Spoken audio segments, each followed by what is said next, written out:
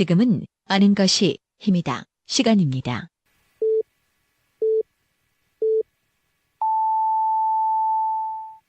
Welcome to the best podcast.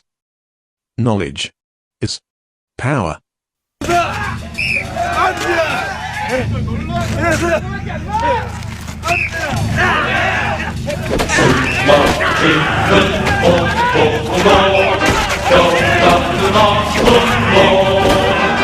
우리 지역의 교육 현안에 대해 이야기합니다. 대전교육연구소 성광진 소장의 광진교육대 오신 걸 환영합니다.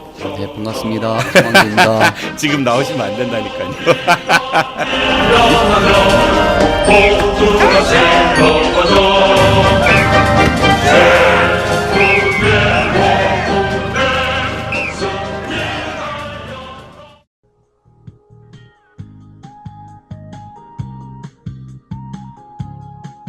안녕하세요. 혼수, 이사, 중부권 최다 판매 매장 삼성 디도플라자 부사점입니다. 삼성 디도플라자 부사점에서 10년 경력의 혼수, 이사 전문 상담사의 컨설팅을 받으실 수 있습니다. 전자 제품은 인터넷이 싸다는 편견 날려드립니다. 네이버 검색창에서 대전 혼수 또는 대전 가전을 검색하세요. 문의 042-282-8666 대전 중구 부사 내거리에 있는 삼성 디도플라자 부사점. 팟캐스트 듣고 오셨다고 하시면 추가 혜택도 드립니다.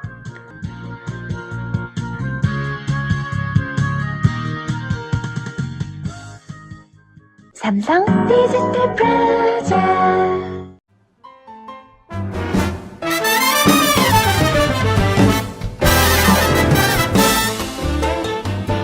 안녕하세요. 관저동에 위치한 에드엠 실용음악학원입니다.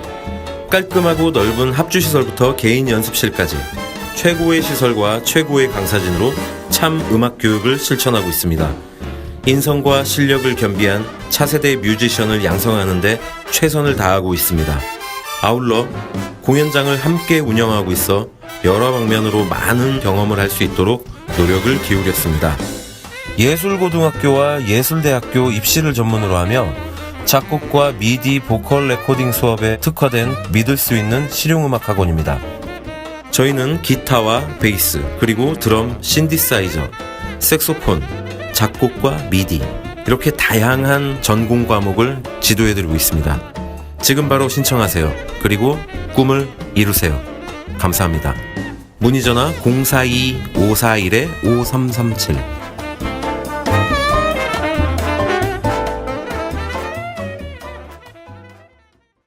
이젠 한 놈만 팬다. 더욱 강력하게 무장한 장재환 기자의 요즘 원일 이슈.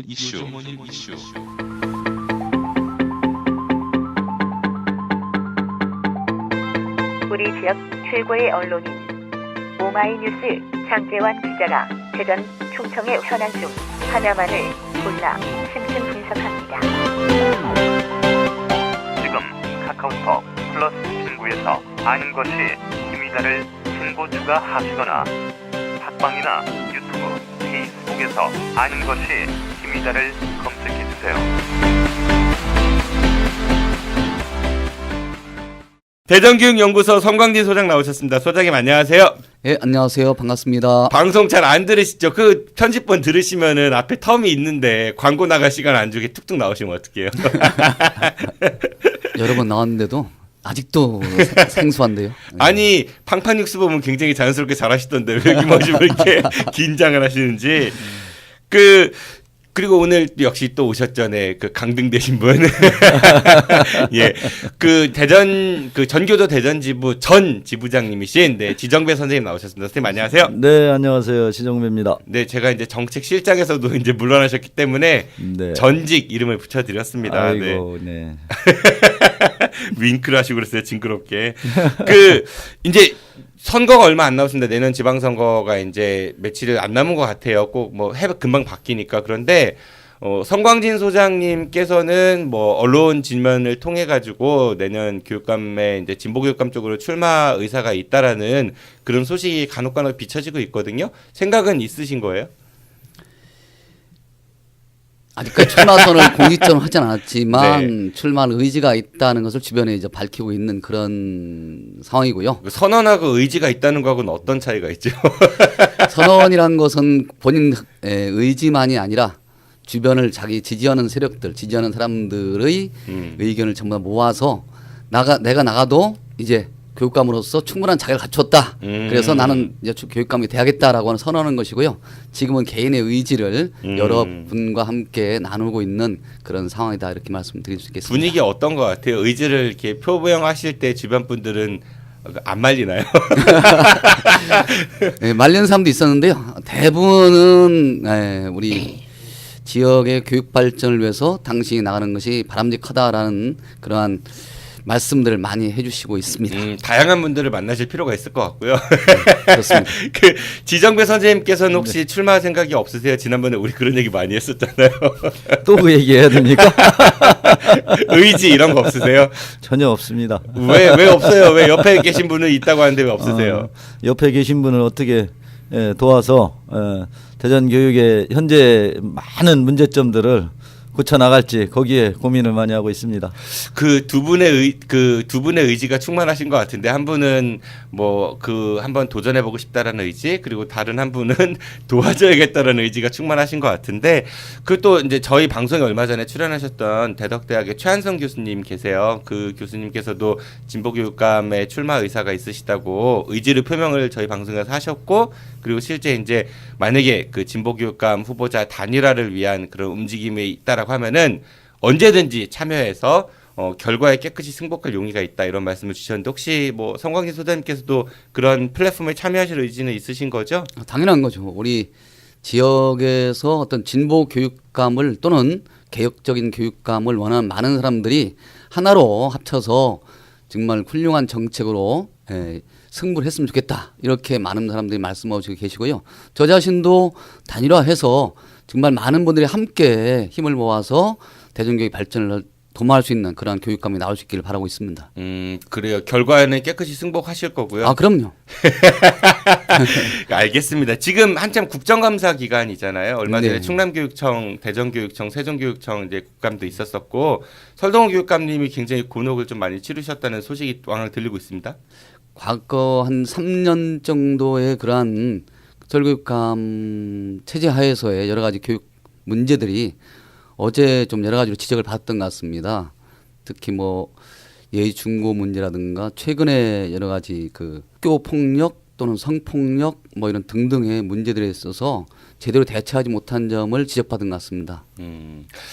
알겠습니다. 네, 뭐 의지 잘 키워 보시고요. 나중에 선언하실 때는 꼭 저희 방송과 함께 하시기를 간곡히 부탁을 드립니다. 네. 당연하다고 하셨어요. 만약에 안 돼서 보면은 가만 안 둡니다. 네. 그럼 오늘 광진교육대는 어떤 이야기 들려주실 건가요? 오늘은 현재 학교 선생님들에게 좀 어려운 문제죠. 잡무 문제. 잡무. 네. 또 교원 평가제. 그리고 또 차등 성과급제 뭐 이런 것들에 관해서 뭐 몇 가지 말씀을 좀 드릴까 합니다. 네, 그럼 먼저 선생님들 그 교사들의 잡무, 이른바 행정 업무를 잡무라고 표현하신 것 같은데 그런 이야기들은 많은 것 같습니다. 선생님들은 일단 교사들은 학생들을 가르치는 게 주 업무인데 어찌어찌 하다 보니까 뭐 교육청 공문 쳐내야 되고 뭐 무슨 시범학교 이런 일들 행정 업무가 너무 많아서 실질적으로 수업보다는 행정 업무에 더 이제 골머리를 썩다 이런 얘기들이 전부터 쭉 있었던 것 같거든요. 총체적으로 이제 보면 이 잡무란 것이 교육적으로 바람직하지 않다는 것은 대부분 알고 있습니다. 왜냐하면 현재 하루에 보통 교사들이 한 4시간 정도 그 교사들을 도와주는 그 컴퓨터 시스템이 있습니다. 그 네트워크가 있는데 그 네트워크에 접속하는 시간이 행정 업무 시스템인데요. 이 업무 시스템에 접속하는 시간이 4시간 가까이 된다는 거예요. 그게 나이스인가요, 혹시? 그렇죠, 맞습니다. NEIS, 나이스. 네이스가 아닌 나이스. 네. 그렇다면 이거는 수업하는 시간이 하루에 보통 중등 같은 경우는 3시간, 4시간. 또 초등도 보통 4시간 이상 하지 않습니까? 뭐 5, 6학년은 6교시, 7교시 그렇죠. 이렇게 있고 그러니까. 그런데 거기에 더해서 이 업무 시스템에 들어가는 시간이 4시간씩 된다면 과연 이게 바람직한 현상인가 이렇게 생각할 수 있고요. 이 업무 시스템에 들어가서 결국 하는 일은 각종 보고 또는 업무 처리 뭐 그런 것으로 알고 있거든요. 과연 이것은 현재의 그 정규 수업에 과연 얼마나 도움이 되는지 전혀 도움이 되지 않는다고 볼 수가 있잖아요. 사실은 우리가 각종 업무를 갖다가 진행하다가 수업에 들어가면 우선 짜증부터 나게 돼 있습니다. 아이들 보면 되게 반갑고 즐거워야 되는데 우선 미진한 여러 가지 업무를 갖다 생각하면서 수업에 들어가야 되니까 그러셨나 봐요. 네, 그렇습니다. 사실 그런 경우가 네네. 있죠. 네. 네, 그런 경우가 발생하기 때문에 선생님들이 쉬는 시간 한두 시간 있습니다. 중간에 이제 수업 끝나고 나서 그 시간에는 가볍게 책도 보고 또 수업 다음 수업도 준비하고 그리고 또 뭐 차도 마시면서 좀 나름대로 머리를 정리하는 그런 시간이 돼야 되는데 그 시간에 잠문하고서 곧바로 들어가면 이게 사실은 아이들과 만나는 게 즐겁지 않을 수 있습니다. 그렇다면 결국은 이 정규 수업이 바람직하게 흘러가지 못할 가능성이 있다는 겁니다. 따라서 이 잠물한 것이 정규 수업을 정말 잘 열심히 짜임새끼 할 수 있도록 해야 되는데 이것이 장벽 내지는 독소가 되고 있다는 것을 좀 이제 우리가 정확하게 말해야 할 필요가 있고 이건 어떻게 하면 제거해서 즉 줄여서 좀 선생님들이 즐겁게 수업에 임할 수 있도록 할 것인가 이게 좀 과제라고 생각합니다. 대부분 선생님들이 어떤 아이들 수업하는 데 있어 가지고 학교에 주어진 우리가 이제 근로기준법상 8시간 안에 어떤 이 교재 연구를 하고 할 수 있는 그런 시간이 충분히 확보가 돼야 되거든요. 그런데 학교에서는 그런 쉬는 시간에 또는 이제 공강 시간에 보면은 잡무 처리하다가 교재 연구는 집에 가서 해야 됩니다. 물론 뭐 경우에 따라서 집에 가서 해야 하는 경우도 있겠지만은 기본적으로 그런 잡무 시간이 학교에서부터 줄여진다면은 학교에서 좀 더 많은 연구를 할 수가 있고 그것이 결국은 선생님들이 편하기 위한 것이 아니라 그 결과는 아이들한테 돌아간다는 거죠. 네. 두 분은 이 행정 업무에 대해서 굉장히 부정적 시각이 많으시네요. 잡무라고 자꾸 말씀하신 거 보니까. 예, 그렇습니다. 그러니까 교사들 본인의 업무에서 벗어난 업무다라는 생각을 가지고 계신 거죠. 제가 이제 한번 예를 들어보도록 하겠습니다. 사실 교사의 본연이라고 생각되는 업무조차도 사실은 문제가 될 수가 있는데요. 제가 이제 도서관 업무를 갖다 맡은 적이 있어요. 네. 해마다 보면 교육부 교육청을 통해서 들어온 이제 뭐냐면 뭐 도서 권장도서? 아니 독서지도계획이라는 게 있습니다. 독서지도계획. 독서지도계획. 이것을 갖다가 1년 걸 만들고 월별로 어떻게 하는 것이 행사 같은 것도 다 지침이 있어요. 그런 거에 따라서 이제 매년마다 보고를 해야 되고 분기마다 뭐 보고를 해야 되고 그런 것이 있는 것이죠. 제가 이제 독서지도를 직접 담당하다 보니까 학교별로 나름대로 자율성을 주면 되거든요. 그냥 뭐 그런 계획을 갖다 꼭 세워라. 그러니까 자체적으로 알아서 매년마다 세우면 되는 거예요. 학교에서. 그걸 갖다 굳이 교육청에 보고할 필요도 없고 그것을 이렇게 저렇게 해라 할 필요가 없는 거죠. 사실은 독서 지도 자체도 없어도 돼요.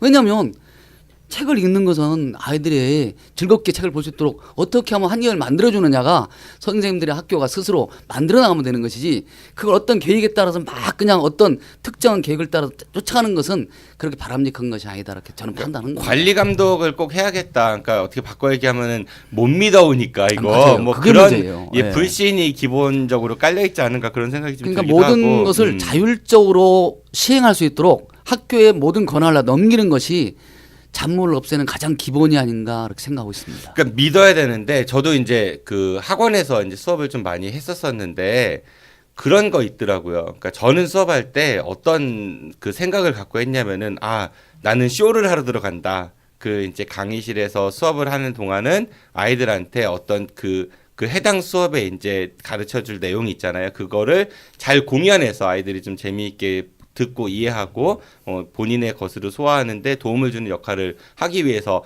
그러기 위해서는 정말 최상의 컨디션으로 들어가야 되거든요. 네. 그러니까 개그 콘서트 같은 거 하는 개그맨들이 텔레비전에는 5분 정도밖에 안 나오지만은 실제로는 그거 가지고 일주일 내내 연습하거든요. 그렇죠, 네. 선생님들도 마찬가지로 맨날 다루는 뭐라고 그런 거라고도 하지만은 내용이라고도 하지만은 실질적으로 아마 본인이 100% 이해 못하면서도 그냥 이렇게 교환대로 이렇게 수업하시는 분들도 꽤 있을 것 같아요. 그 학창 시절에 뭐 기억 나는 게 뭘 질문하면 선생님들이 명쾌한 대답 안 주실 때 있잖아요.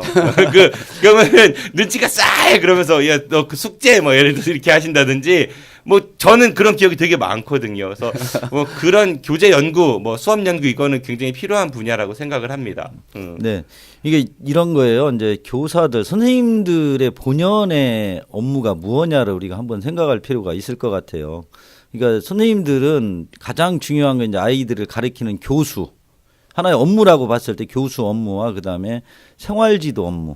이게 이제 가장 그 핵심적인 거고, 물론 아이들을 가리키고 생활지도를 하기 위해서 때로는 행정이 뭐 가미가 되는 경우가 있지만 그것까지 저희가 부정하거나 잡물어 보지는 않는 거죠. 그 이외에 너무나 많은 그런 아이들을 가리키고 생활지도 하는데 필요 없는 그런 공문이라든가 공문 보고라든가 이런 내용들이 너무 많은 거죠. 이것이 이제 현재 문제가 되고 있는 거죠. 그러니까 뭐 요약하자면 독서 지도를 잘 하는 게 초점이 아니라 독서 지도안을 잘 채우기 위한 독서 지도로 되는 어떻게 보면 주객이 전도된 이런 것들이 좀 문제인 것 같은데 그런 거를 해결하기 위해서는 뭐 어떻게 해야 될까요? 좀 그런 거를 해결하기 위해서는 일단 믿습니다 이것만 할 수 있는 건 아닐 테고.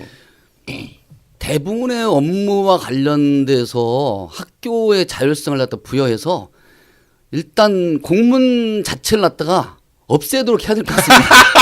공문 자체를. 공문은 없애야 네. 학교에? 최소한. 그럼 막 파발 띄어요. 전달할 그렇죠. 거 있으면은. 각종. 그렇죠. 그렇죠. 그러니까 흔히 말해서. 네.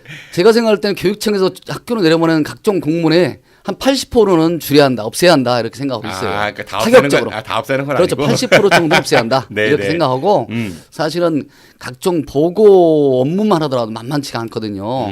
이게 쫓기는 수가 많아요. 그리고 항상 부담이 되고요. 그래서 이런 것들은 실제 불필요한 업무 보고 같은 것들은 대부분 생략한다든가 또 실제로 학교를 믿고 그냥 자율적으로 맡긴다든가 하는 게 필요하지 않나 싶고요.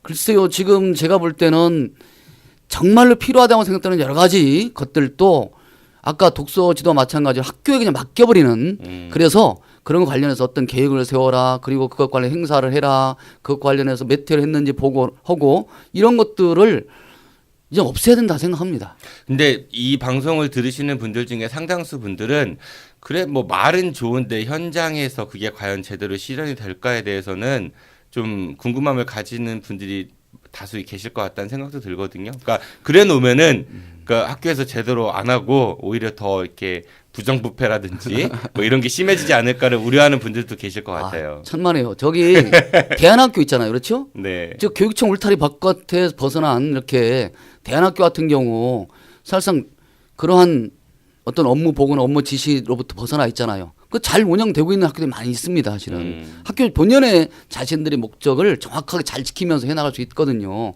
굳이 교육청이 감독과 지침과 보고 중심의 어떤 그러한 수행을 뭐 일일이 감독해야 되는 그러한 스타일의 어떤 업무 이런 것들이 아니라 감독보다는 지원. 그렇죠. 감독보다는 지원. 아니 자율. 자율.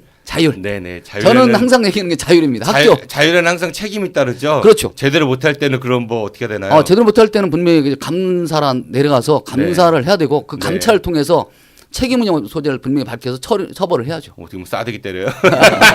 왜냐하면 자율성에는 그만큼 책임이 따르는 겁니다. 그래서 사실은 자율성이 더 무서운 거죠. 어떻게 그렇죠. 보면. 네. 그러니까 아까 학교 울타리 이런 말씀하셨는데 얼핏 이제 잠깐 다른 쪽으로 좀 새 나가면 얘기가 생각이 나는 건데 이번 추석 그 명절 연휴 때 정치인들 거리 현수막 굉장히 많았었거든요. 뭐 추석 인사를 빙자해가지고 본인 이름 세우는. 근데 서동훈 교육감님은 학교 울타리에다가 이게 많이 거르셨더라고요. 보니까 대부분의 학교에다 그걸 다루신 것 같은데 그거 어떻게 생각하세요? 본인의 돈으로 즉 했다면 사실 뭐 일종의 뭐 교육감도 정치인 아니겠습니까? 어떻게 보면. 따라서 본인이 자신을 널리 알리기 위해서 본인의 돈으로 그것을 했다면 별 문제가 없을 거라고 생각됩니다. 다만 이것이 만약 교육청에 자금을 썼다고 한다면 이것은 아니다 이렇게 생각합니다. 저는 이게 돈 문제가 아니라 학교 담벼락에 누구든 그거 걸면 안 되는 거 아니에요, 사실은? 불법이죠. 예, 교육적 목적. 그러니까 예를 들어 학교 담벼락에 누구 걸면은 되고 누구는 안 되고 안 되잖아요. 뭐 본인 돈이 됐든 아니 뭐 돈 할아버지가 됐든. 교육은 또 특히 더 예민한 분야잖아요. 먼저 모범을 보여야 되는데 저는 그 좀 안타까운데 소장님은 혹시라도 만약에 저는 그럴 생각 없어요. 저는 앞으로 제가 교육감이 된다 해도 네. 그런 거는 별로 학교 담벼락에 현수막 안 건다? 낯뜨거워서 못할 것 같아요. 돈이 없어서가 아니라 알겠습니다. 이거 제가 잘 간직하고 있다가 나중에 혹시 써먹을 일이 있으면은 교육청 그동안에 보면은요. 교육청 울타리 지금 뭐 담벼락은 없앴지만은 그 울타리 안쪽에 나무들 큰 나무들 세워놨잖아요. 거기다 외부에 어디 노동단체나 이런 데에서 또는 시민사회단체에서 그 플랑 걸면은 못 걸게 하거든요. 다 떼고 그러거든요. 그래놓고 글쎄요. 아픈 추억이 좀 있으시죠? 네, 많습니다. 끌려 나오고 싶다 해서 나 지부장이야. 뭐. 그 사건을 비롯해서. 결국은 너는 안 되고 나는 권력 가졌으니까 아무 학교 담벼락에 걸어도 괜찮아. 이런 어떤 심사 아닌가. 그 내로남불. 네, 내로남불. 그러니까 혹시라도 뭐 지정배 선생님도 교육감이 되시면은 그런 거 안 하실 거죠? 아니 뭐 저는 될 사람이 아니니까 안 넘어오시네. 알겠습니다. 네, 그 선생님들의 이제 수업 하시는 준비하시고자 하는 그런 수업 연구 교수 활동을 위한 시간보다 행정 업무가 너무나 이제 지나치게 강도가 많기 때문에 이건 분명히 문제가 되는 거고 성광희 소장님이 내세우시는 대안은 교육청에서 학교로 내려보내는 공문의 상당 부분을 줄여야 되지 않을까. 그래서 선생님들 행정 업무에서 좀 벗어날 수 있도록 그렇게 도와줘야 되지 않을까 그런 말씀을 주셨고요. 대전 같은 경우가 특히 이제 뭐 대전 교육 성공 시대 해가지고 굉장히 많은 성과들을 냈다고 자랑을 하시는데 그 성과 이면에는 이러한 행정 업무들이 그 성과를 이제 증명하기 위한 그런 지표들을 채우기 위한 행정 업무가 많았던 것 같기는 해요. 하여튼 선생님들이 좀 선생님으로서의 보람을 느낄 수 있는 교육 현장이 됐으면 좋겠다는 생각이 저도 듭니다. 옳습니다. 네, 그리고 관련해 갖고 우리가 성과 얘기를 하니까 선생님들도 뭐 성과급, 그리고 교원 평가 이런 얘기들도 많이 있는 것 같습니다. 아까 소장님께서도 그 관련한 말씀 주신다고 하셨는데요. 그렇죠. 지금 현재 학교 현장에서 가장 큰 불만 중에 하나가 이 교원 평가제하고 이 성과급 문제입니다. 그래서 이 선생님들이 이 부분에 관해서 부담도 많이 느끼시는 것뿐만 아니고 이 교원 평가제와 성과급제가 사실은 선생님들 간의 어떤 유화감도 조성하는 역할을 하고 있다 이렇게 생각하고 있어서 선생님들 간 이 두 가지를 폐지하자는 여론이 굉장히 높습니다, 사실은. 근데 사실은 이 부분은 뭐 저만 해도 학교 다닐 때요 굉장히 불성실하셨던 선생님들이 많으셨던 걸로 기억을 하거든요. 그러니까 가령 예를 들어서 뭐 체육 선생님들 같은 경우 공 하나 던져주고 자유체육 뭐 이러시고 본인들이 이제 저쪽 그늘에서 주무시는 분들이 굉장히 많으셨고요. 예, 사실 우리 청취자분들 다들 공감하실 겁니다. 그리고 자습 이런 것들, 그러니까 굉장히 나태하고 또 본인 말 제대로 그러니까 본인에게 복종하지 않으면은 어디 이 새끼가 싸가지 없이 눈을 똑바로 뜬다고 해서 막 때리고 그렇죠? 대답하면 말대답한다고 맞고 대답 안 하면 뭐 대답 안 한다고 맞고 이런 경우들이 너무나 많았었어요. 물론 지금이야 그런 학교 폭력이 많이 줄었겠지만은 선생님들도 그러한 어떤 뭐랄까 평가 내지는 감시 그런 게 필요하다라는 의견도 있을 수 있을 것 같습니다. 충분히. 지금 말씀하신 교단은 네. 교단의 상황은 사실 저도 뭐 겪었습니다. 사실 제가 60, 70년대 이제 학교는 더 심했죠. 사실 너무하는 거 아니에요. 특히 체육 선생님들요. 그렇죠, 공 주고 뭐. 저기 중국집에서 탕수육 하고 이과도 시켜가지고 자기들 그거 먹고 있어요. 애들은 공 갖고 운동하라고 하고 그게 말이 되냐고요. 정말 저도 정말 비인간적인 어떤 그러한 체벌을 갖다 많이 당했고요. 사실상 그러한 것들을 보고 배우면서 이제 사실은 교사 생활을 시작했기 때문에 사실은 제가 처음 교직 생활했던 80대 중반 때도 그런 문화가 남아 있었고요. 그래서 선생님들에 대한 어떤 일반의 평가도 상당히 그러한 선생님들 때문에 사실 문제가 있었고, 그래서 교원 평가제가 나온 가장 큰 취지 중 하나가 사실 2005년도에 처음 이게 거론될 때마다도 그러한 부적격 교사를 걸러내는 장치로서 이 교원 평가제가 필요하다는데 수많은 국민들이 공감했고, 대략 교사들은 반대하지만 국민들의 한 60% 이상이 상당히 이 부분을 갖다가 찬성하고 나섰습니다. 그래서 이것이 2010년에 이제 도입이 됐어요. 사실 이명박 정부 때. 네. 그래 갖고 시행이 됐는데 문제는 그 시행하면서 느낀 건데 이것으로 절대 교원들의 그러한 잘못 훌륭한 선생님을 평가하고 정말 나쁜 선생님들을 갖다 정말 뭐 아웃시킬 수 있는 그런 제도로서 이것이 작용할 수는 없다라는 것이 지금 현재 실행되고 있으면서 느끼는 여러 가지 평가라고 볼 수 있습니다. 아, 그러니까 교사분들 중에서 일부 이제 좀 나쁜 분들, 그런 분들을 걸러내기 위한 장치로서 이 교원 평가가 도입이 됐지만은 취지와 다르게 현장에 적용을 해보니까 그런 선생님을 걸러내기보다는 이 성과를 잘 맞기 위해서 교육 본연의 목적보다는 그렇게 변질됐기 때문에 결국은 불성실한 교사를 걸러낸 역할도 제대로 못하고 또 아이들에 대한 그런 교육의 질적 향상도 제대로 꾀하고 있지 못하다, 이런 지적이신 거죠? 그렇죠. 이게 보면 교원들 간에서 상호 평가를 하도록 돼 있어요. 그리고 학생에게는 만족도 조사를 하게 돼 있고 학부모에게도 만족도 조사를 하게 돼 있는데 문제는 학교 내에서 이 만족도 조사와 관련해서 사실 아이들이 안 때리고 점수 잘 주면 되는 거지 뭐. 그렇죠. 그때만 좀 네. 사실은 선생님으로서는 그렇게 평가한다고 할 때만 사실은 저 아이들한테 야 그거 어떻게 하는지 알지? 뭐 이렇게 네. 나갈 수밖에 없고요. 네. 또 사실은 또 이게 그렇게 평가한다고 하면 또 다시 선생님들도 약간 그 뭐라 할까요? 좀 학생들한테 이런 만족도 평가를 받아야 되나라는 느낌을 또 받는 그런 이 느낌이 있어요. 그런 게. 그러면서 내가 이러려고 선생님이 됐나. 네. 네. 그래서 이게 또 그걸 의식하면서 수업을 한다는 어떤 그러한 선생님들로서의 어떤 그러한 뭐라 할까요? 이게 그러니까 우선 약간은, 친절해야 되고 아이들한테. 그렇죠. 약간은 좀 그러한 것이 있습니다. 그래서 그런 학교 내에서 나타났던 유화감도 있을 뿐만 아니라 이 점수를 갖고 서로 간에 비교당하는 어떤 느낌 이런 것들도 있는데 중요한 것은 이제 교사들의 학생들에 대한 헌신,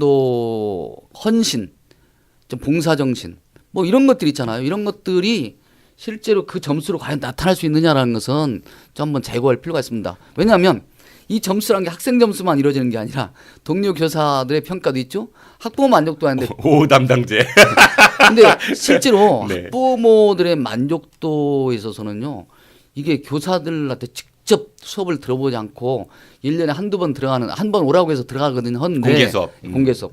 사실 이거로 과연 어떻게 적도를 마련할 수 아니죠. 있겠냐는 본인 거죠. 자녀가 와갖고 전한 그렇지, 얘기를 그렇겠죠. 듣고 대부분 그거죠. 대부분 그겁니다. 예. 문제는 이제 제가 이런 경우가 있습니다. 고등학교 같은 경우 사실 비인기 교과가 있어요. 뭐 제2 외국어라든가 또는 그 아니에요. 비인기 입시에- 교과는 수학, 영어 이런 게 비인기 아니에요. 애들 아닙니다. 싫어하고. 아니 도리 아니에요. 지금 네. 비인기 교과란 것은 수능과 전혀 관계없는 아니 그러니까 교과죠. 그것도 뭐 그 명칭이 바뀌어야 돼요. 비인기 교과는 모든 교과가 비인기 교과고 사실은 예, 하긴 그렇죠. 예, 예, 수능과 연결이 그러니까 입시와 연결이 조금 먼 과목들. 그렇죠. 네, 그렇죠. 네. 그렇게 제외국어. 말씀드리는 게 더 옳겠네요. 네네. 예. 그러한 과목의 경우는 소장님은 무슨 과목 선생님이셨어요? 저는 이제 국어였습니다. 국어 비인기 과목. 지정구 선생님 무슨 과목이셨어요? 저는 사회 과목이었다가 전과를 해서 상담 진로진학 상담 교사로. 그나마 좀 괜찮은 거죠. 예, 조금 예. 낫네요. 국어보다는. 국어 얼마나 비인기입니까? 네, 계속 얘기하시죠. 비인기 교과 선생님. 근데 이런 경우죠. 아이들 특히 3학년에 많이 이런 걸 봤어요. 1호 선생님인데 1호 선생님이 이제 3학년 이제 교과 담임을 맡게 됐단 말이죠. 수업을 하는데 사실 이게 수능과는 관계 없게 되는 거죠. 물론이죠. 제2국어 보는 학생들 몇몇 있지만 대다수 학생들은 아주 제외국어 뭐가 제일 외국 인기인 줄 아세요? 어딘데? 아랍어입니다. 아랍어입니다. 아랍어. 제일 네. 쉬워서. 그 이제 뭐 전부 다 그냥 이게 자율학습을 갖다 시켜주길 바라는 거야 아이들은. 근데 이걸 갖다 수업을 갖다 진행을 했단 말이에요. 어떤 선생님께서. 어휴, 그렇죠. 계속적으로 이제 수업을 진행했어요 이분이. 네. 자기 교과에 대한 자긍심인지 뭔지 모르겠지만 네. 그러다 보니까 이제 아이들과의 평가는? 갈등이 그렇죠. 평가가 엉망이 네. 됐습니다. 최하위가 됐어요. 이런 경우 어떻게 할까요 진짜. 이건 아니거든. 참. 지정배 선생님 사회과목이라고 하셨으니까 저 예전에 고등학교 때요 네. 생활경제라는 과목이 있었거든요. 정치경제, 생활경제가 가르쳐봤습니다. 예, 정치경제는 그 내신에 들어가는데 생활경제는 수업은 받지만 이제 그 단위수에 포함이 안 되는 그런 과목이었어요. 네, 그래서 맞습니다. 아이들이 네. 이제 시험을 보기는 본 점수인데 안 올라가니까 네. 적당히 보는 거죠. 그냥 선생님들도 그냥 그러고. 근데 네. 그 이제 사회경제인가 생활경제 수업 그 시험 시간이었는데요. 시작이 딱 됐어요. 한 5분도 안 됐는데 갑자기 밖에 어떤 애가 나갔나 봐요. 시험지를 내고 이제 다 했다고 밖에서 갑자기 딱 싸대기만 소리가 나더니 생활교사 선생님이 야 이 새끼야 아무리 이게 점수에 안 올라가도 그렇지 5분 만에 나온 새끼가 어딨냐 하면서 막 연단 이런 소리 나는데 맞아. 그 엄청 웃겼었다. 제가 그렇게 할 때는 생활경제 시험을 안 봤어요. 아예. 네. 예. 그러니까 그럴 일은 없었습니다.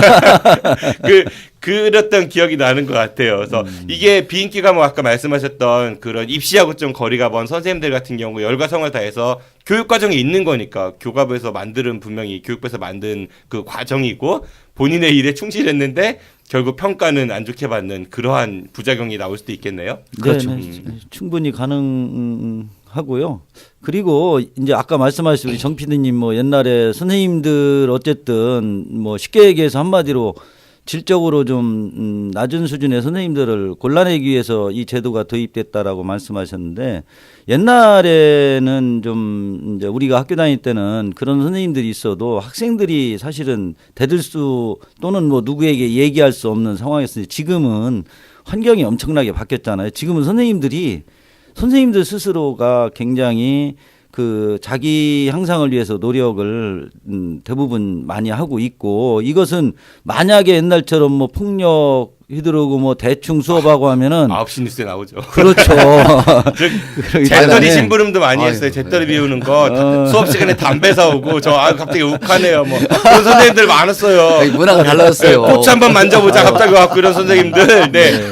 기억들 잘 아시잖아요. 네. 네, 그렇죠. 예, 7, 죄송합니다. 80년대까지. 근데 지금 그런 선생님 나오면은 뭐 9시 뉴스에 나오는 거죠. 그렇기 네. 때문에 그런 부분들은 그리고 그런 선생님들은 설령 있으면은 지금은 여러 가지 방법에 이거 말고 굳이 서로 그 평가를 통해서 골라내려고 하지 않아도 의지만 있으면은 충분히 가능하지 않냐 이렇게 생각이 듭니다. 근데 선생님들의 그런 자율권을 보장해주자는 거에 대해서는 저도 공감을 하긴 하는데 그래도 이렇게 지금 사회가 변하고 제도가 많이 발전했음에도 불구하고 그런 이제 소위 말하는 좀 잘 못하시는 선생님들도 분명히 계실 거란 말이죠. 그런 분들한테 이제 공부를 배우는 학생들은 상대적으로 피해를 본다고 생각할 수도 있을 것 같고요. 그래서 이게 선생님들은 어떤 형태로든지 이렇게 수업하시는 거에 대해서는 우리가 모든 업무 분야에도 다 감사 기능이라는 게 있잖아요. 뭔가 제도가 필요하지 않을까 그런 생각을 갖는 분들도 있으실 것 같기는 해요. 그러니까 이게 누구나 공감할 수 있는 그런 평가 기준이라든지 그런 근거가 있다라고 하면은 모르겠지만 현재의 그 교원 평가 관련한 기준들은 전혀 그게 부합하지는 않는 것 같고 어떻게 그런 거를 보완을 해야 될까요? 제가 볼 때는 이 평가로서 선생님들 아까 말씀드린 대로 이제 부적격 교원들에 대해서 평가로서 어떤 제재를 가할 수 있는 것은 아니라고 보고요. 어떤 문화 같은 게 좀 필요합니다. 교원들의 문화 특히 말해서 이제 외국 같은 경우는 교원들끼리의 어떤 자체적인 어떤 토론 문화라든가 자기 발전을 위한 교사들의 어떤 스스로의 어떤 그 연수, 자신들끼리 어떤 토론을 통한 연수를 통해서 학교 내에서 스터디를 만들어서 교사들이 스스로 자기의 능력을 키운다든가 또는 아이들을 어떻게 상담할 것인가 또 아이들과 어떻게 대하는 것이 올바른 교사의 태도인가 또는 교육 철학에 대해서 토론하는 문화가 너무 잘 발달돼 있다고 그래요. 그래서 교사들 스스로가 상장할 수 있는 그런 풍토가 조성되어 있는데 우리는 이게 학교 내에서 교사들이 스스로 성장할 수 있는 풍토가 조성되어 있지 않은 게 가장 큰 문제라고 생각합니다. 저는 일단 교사들이 교직 문화 이걸 갖다 스스로 좀 만들어 나가는 게 필요하다. 그러기 위해서는 교사들한테 자율성을 많이 맡기는 것, 주는 것 이게 필요하다고 생각하고요. 이제 평가 얘기 나오는데 저는 이거는 있으면 좋겠다고 생각해요. 뭐냐면 우리가 보면 피드백이라고 하는 게 있지 않습니까? 자신이 과연 얼마나 많은 그런 아이들한테 얼마나 좋은 선생님인가 또는 얼마나 좋은 수업을 했는지 이런 거에 대해서 스스로 아이들로부터 평가를 받아보는 것들 이건 자율적으로 선생님들한테 맡겼으면 좋겠어요. 근데 너무 자율만 강조하다 보면은 사실 그 누군가 중립적인 시각에서 볼 필요도 왜냐면은 그 뜻은 다 좋은데요. 공감을 하는데 그게 내 뜻과 다르게 흘러가는 경우들도 우리는 인간이기 때문에 그런 제도들이 그 오류들이 왕왕 나타나잖아요. 그러니까 그 부분에 대한 거를 제가 여쭤보는 거예요. 이 교원 평가를 현재 그대로 발전시켜서 개선하자 이런 의견도 있지만은 저는 우리 사회에서 이 성과 중심, 평가 중심의 그래서 경쟁을 갖다 더욱더 치열하게 하는 어떤 이런 시스템 자체에서 교사들마저 경쟁하게 만드는 이 교원 평가제가 그렇게 바람직하지 않다.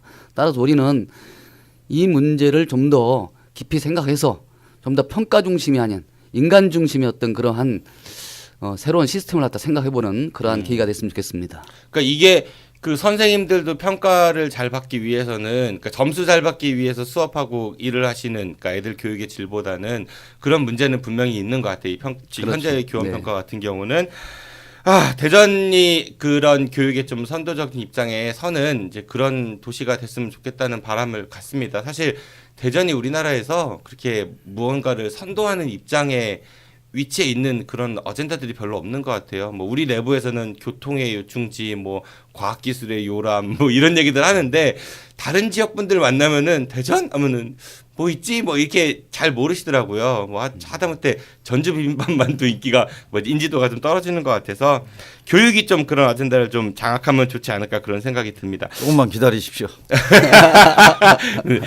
네, 뭐 저 출마 선언 안 했는데 다음에는 분명히 네. 대전이 교육도시로서 유명해지도록 그렇게 해야 될 겁니다. 그 대학교도 굉장히 많잖아요. 그렇죠. 대전은 여러 가지 그 기본 네. 인프라가 잘 갖춰져 있는 곳인데, 네, 좀 그런 생각을 해보고요. 그리고 요즘에 이제 뉴스에 많이 등장하는 것 중에 그 국정 역사 교과서 가지고도 굉장히 말이 많았었죠. 지난 박근혜 정부 당시에 뭐 여러분들이 그거에 대한 반대 의견을 많이 주셨고, 근데 최근에는 이 여론을 조작했다, 그러니까 찬성 여론을 조작했다 이런 게 이제 새로운 의혹이 밝혀졌습니다. 뭐 박정희 대통령이 부활을 해갖고 네, 찬성한다는 그런 뭐 서명도 했다고 하고. 이완용 민족의 영웅 이완용 선생도 부활을 해갖고 네 조선 총독부 이렇게 써서 부활했다고 하는데 어떻게 생각하십니까? 이건 질문할 가치가 없는 건가? 네, 그렇죠. 사실 이게 문제는 정부 특히 교육부가 나서서 이 국정교과서를 만들기 위해서 총력으로 정말 그 어떤 여론도 조작하고 그리고 학교에 어떤 요구나 강요를 갖다 해왔다는 것 자체가 큰 문제인 것 같아요. 사실 네. 교육부 장관도 별로 안 하고 싶어 했던 것 같아요. 황우여 그때 교육부총리였나요? 교육부 장관이었나? 네네네. 예, 안 하려고 눈치 보고 막 버티고 버티다가 네. 하도 압력이 세니까 네. 뭐 하기 싫은 거. 혼이 정상인 나라를 위해서.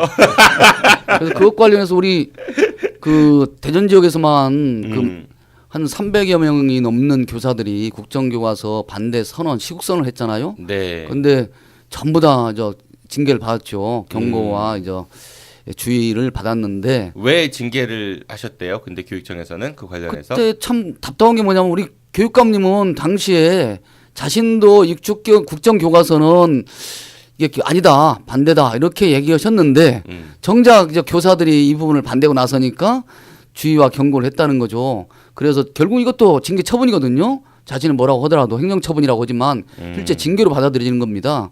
따라서 그게 도저히 이해가 안 가는 거 뭐냐면 이게 무원칙 무소신이 아닌가 정말 이런 생각 안 할 수가 없는 거죠. 원칙은 있는 것 같은데 나는 괜찮고 내로남불 원칙입니다. 철저한 원칙이 있어 그래서 보이는 것 그런 같은데 부분들이 좀 문제가 됩니다. 이 교육적으로 이게 최소한 우린 교육부나 교육청이나 교육감, 교육부 장관이라면 이게 과연 우리나라 교육의 바람직한 것인가의 잣대를 갖고 이거를 판단해야지 이게 그냥 정권의 입맛에 맞고 어떤 특정한 정권, 정파의 이득이 될 수 있다라고 생각해서 이걸 추진한다면 절대 백년대대기 알아볼 수 없는 거죠, 이게.